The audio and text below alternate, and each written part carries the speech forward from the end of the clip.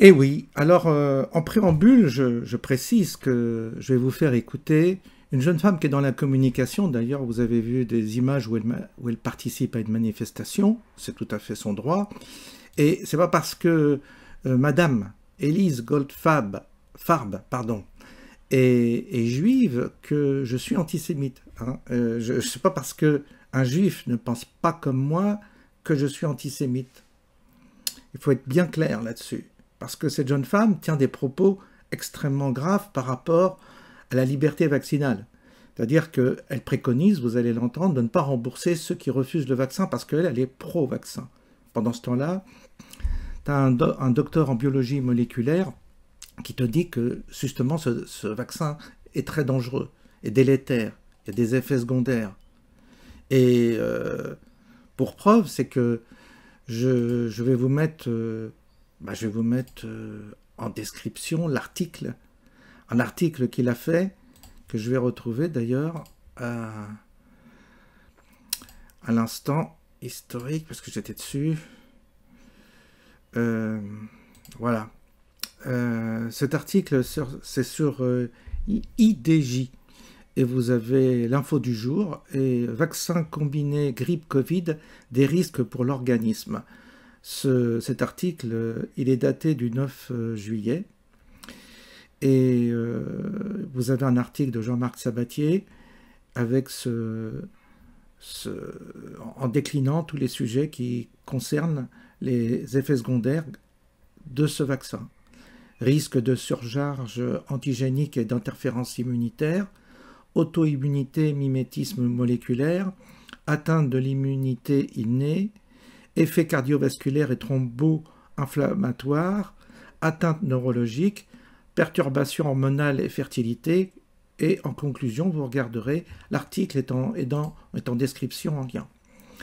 Donc il y a des éléments, il y a des scientifiques qui s'opposent à ce vaccin parce qu'ils vous disent que ce vaccin, vous allez être malade.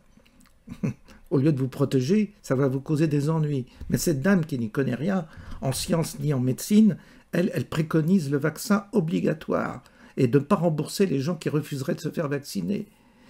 On sent que cette idéologie, elle est toujours là, présente. Ils nous ont fait le coup pour les vaccins anti-Covid et là, ils continuent.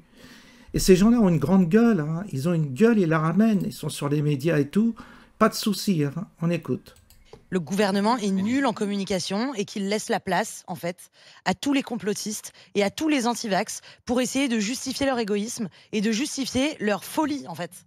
Aujourd'hui, on a accès à des soins médicaux aux meilleurs médecins de la planète en France et à travers le monde qui développent des vaccins. Moi, je suis absolument pour pénaliser les gens qui en pénalisent d'autres en refusant de se vacciner et en refilant la grippe. Il y a tellement de gens qui meurent de la grippe, c'est des dizaines de milliers de morts chaque année.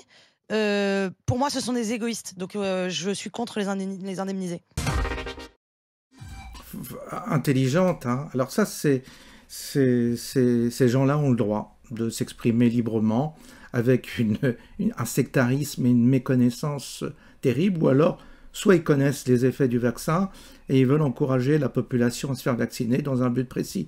On ne sait plus parce que là, il suffit de s'informer pour comprendre qu'aujourd'hui, il y a une grande polémique par rapport à l'ARN messager et par rapport au vaccin Covid. Les effets secondaires, ils se multiplient autour de nous, il n'y a que ça. Donc cette personne, soit elle tient ses propos en toute connaissance de cause, et c'est grave, ou soit elle est totalement ignorante. Et moi, je lui propose d'aller consulter les études du docteur Jean-Marc Sabatier, avec lequel je me suis déjà entretenu, et je pense que elle ne fait pas le poids. Je ne sais pas ce que vous en pensez, mais moi, je pense qu'elle ne fait pas le poids par rapport à un directeur de recherche du CNRS qui a bien approfondi la question vaccinale, ARN messager. Bref, on n'est pas sorti de l'auberge, il y a une vraie bataille, il y a